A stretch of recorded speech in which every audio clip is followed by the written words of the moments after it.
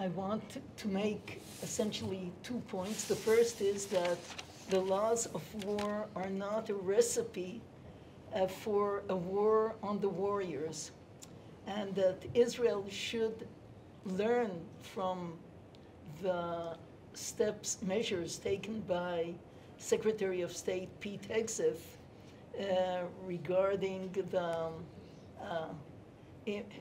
improving the way the U.S. Army will function in the future. Well, shortly after being appointed, Secretary of State Pete Hegseth, can you hear me? I'm sorry, Secretary of Defense, of course.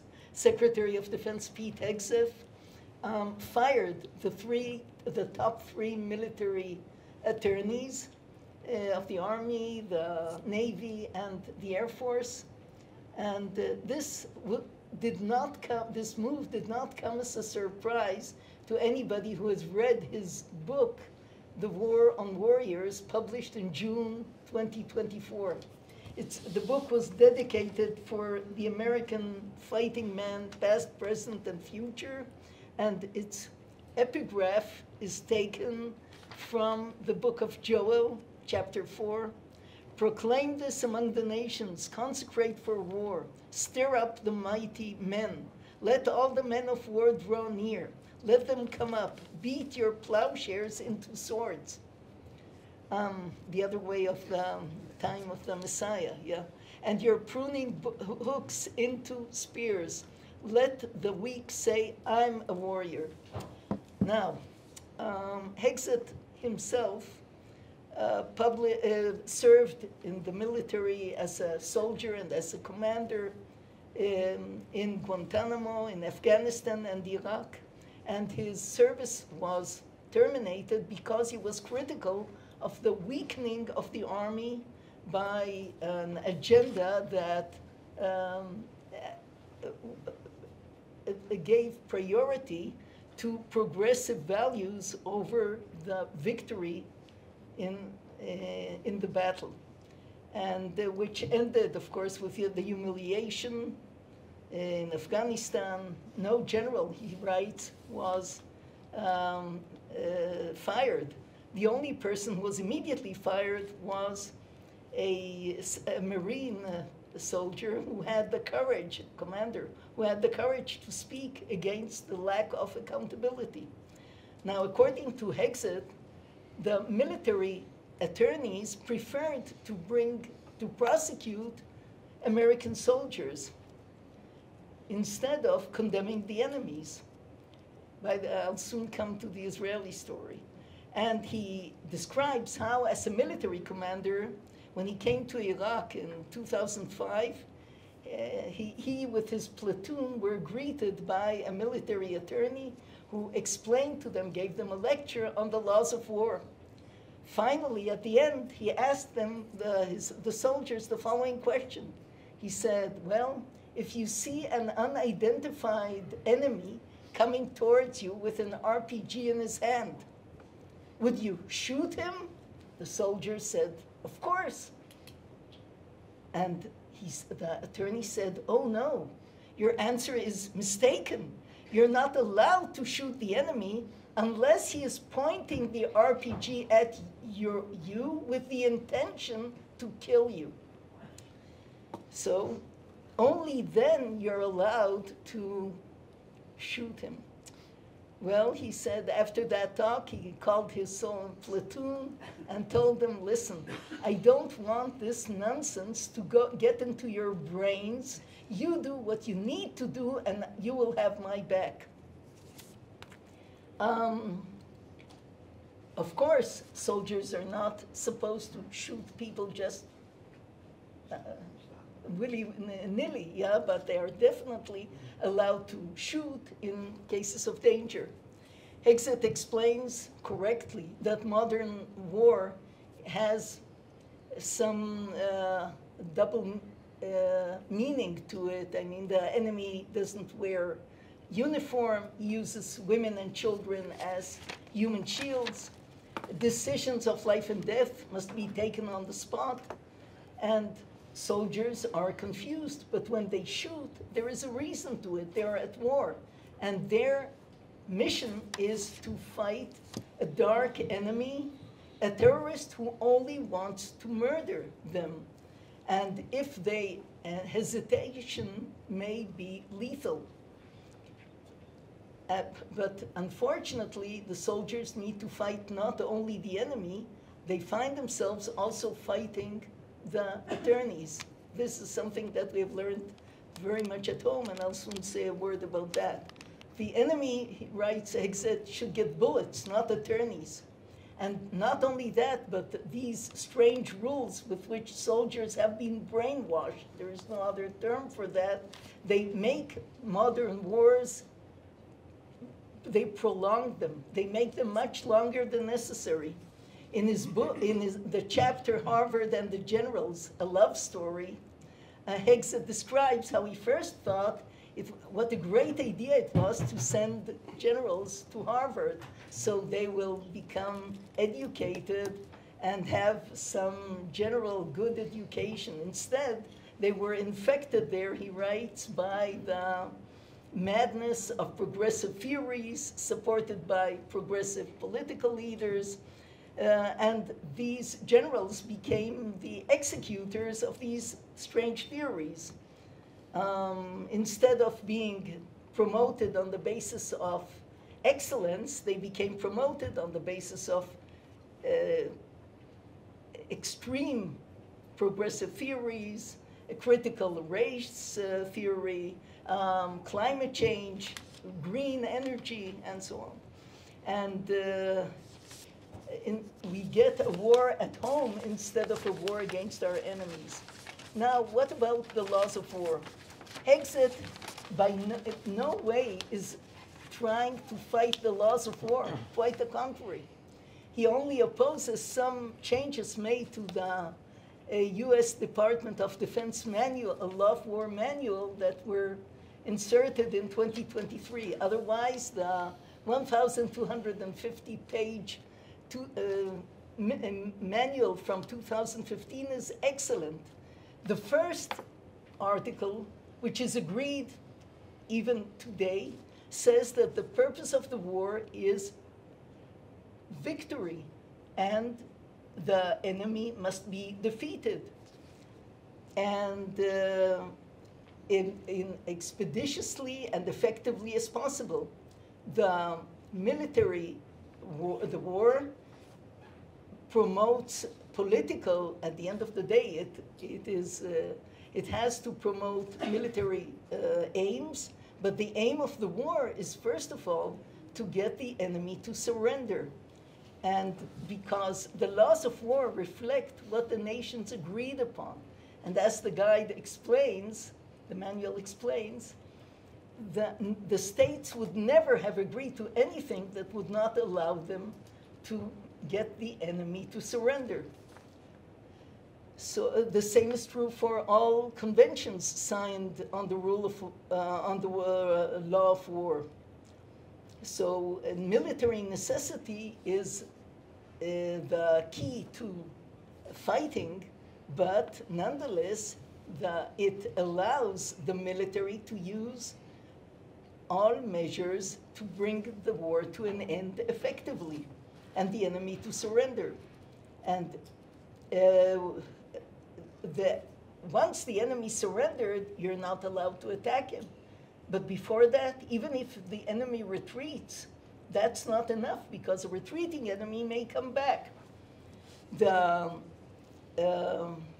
Attacking a military target is perfectly okay. Now, one of the problems we've had in Israel, and I think some other speakers will address that, are the rules regarding the opening of fire. It cannot be that you cannot open fire when you have the enemy around you. The enemy too, even if it's a terror organization, that terror organization has duties too. It has the duty to separate the civilians from the soldiers. It has, from the military. It has the duty also not to use hospitals and schools to fight from them. This way they turn civilian targets into military targets. And even the proportionality applies also to the enemy. They must also take all measures necessary and needed to respect the laws of war and to keep civilians out of harm's way. The people protected in times of war are civilians who don't take part in fighting. One of the strange things we've had in Israel was a claim by the military attorneys that if a person doesn't belong to a terror organization, even if he kidnapped the Bivas family, he is out of war. He cannot be killed because he doesn't belong to a specific military or identifiable organization. This is nonsense. According to the manual, anybody who takes part in any kind of military action becomes a military target. You cannot be a farmer in the morning and a guerrilla person at night. This doesn't work. And now, what about a siege? A siege is, according to the manual and according to lectures given by professors at West Point Academy, a siege is even one of the better ways of dealing with the enemy because it will bring the war to a fast end. The fact is that even in Israel, the first 100 hostages that Israel got back, at that time Israel sent in 2 trucks of humanitarian aid every day, but not more. So there was need to stop. They needed, and therefore they needed the aid, and therefore they released hostages. Later on came the pressure from the Biden administration and so on, and also the Israeli military itself, the military attorneys. But that was a big mistake, I would suggest, and not in line with the laws of war. The fact is, we should bring our the enemies to surrender, and you're only not allowed to starve harmless civilians on purpose. But what do you do when you have a population that only wants to murder you as a population? And of course you try to get innocent citizens out of harm's way, but that's as far as it can go. Now, the lessons for Israel, we also had military generals sent to Harvard. The results of that were described by Naved Dromi in her book, Flowers in the Canon, if I got Prachim Bakaneh. And they came back with these extreme agendas that changed the face of the army.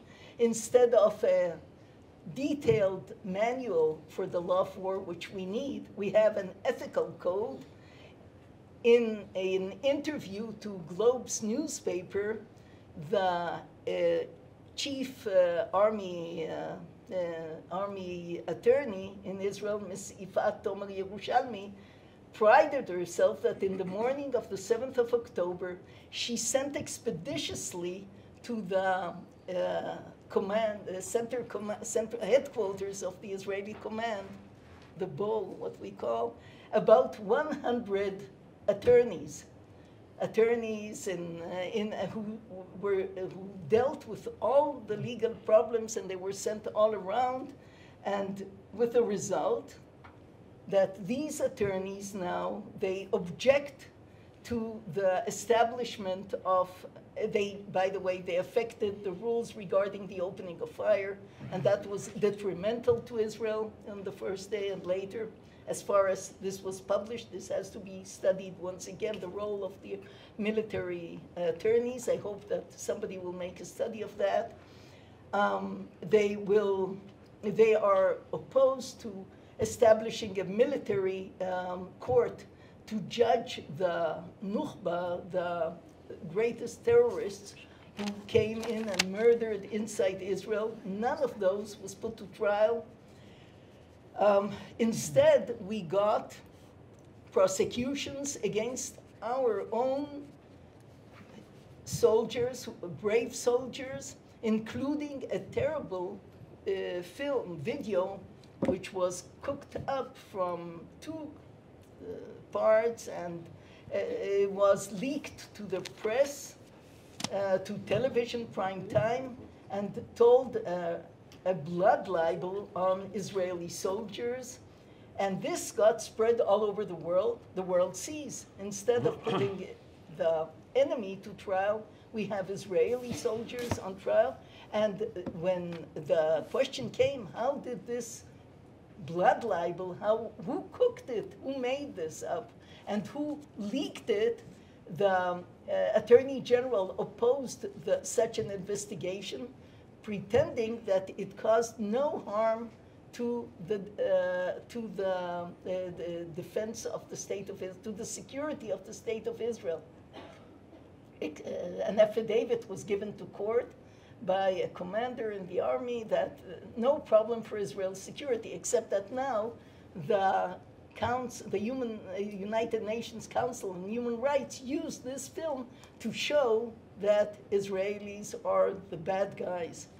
Now, the laws of war reflect, I'm finished almost, last sentence. The laws of war, like international law in general, reflect the rules that states have agreed upon, and they reflect the understanding that war must end with a victory. Israel has the full right to attack its enemies who wants to exterminate us wherever we are, and we have to bring them to surrender if we want to continue to live in this area, on our land.